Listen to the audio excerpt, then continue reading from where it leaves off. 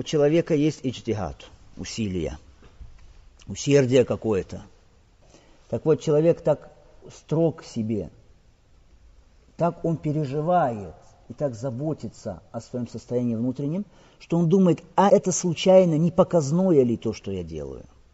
Вот это ради Аллаха искренне, эти мои усилия все. Или может это показное, чтобы люди подумали обо мне.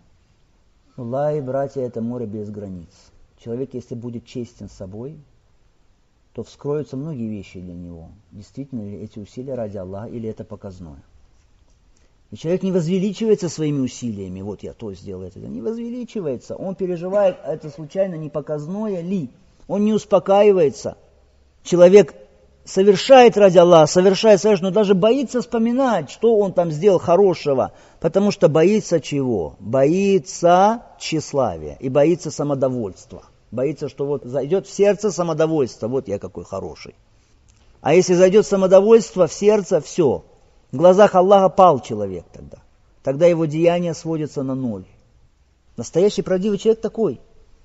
То же самое касается ихляса, всех состояний внутренних. Ихляс, искренность.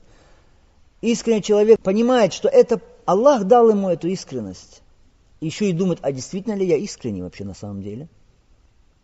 Субханаллах, имамы сегодняшние, как Ибн Баз, рахималлаху тааля, они, которые уже в конце своей жизни, будучи имамами, за которыми следовали тысячи, десятки тысяч людей, называли себя не иначе, как туляб аль-ильм, искатели знания, стесняясь называть себя учеными, называть себя шейхами.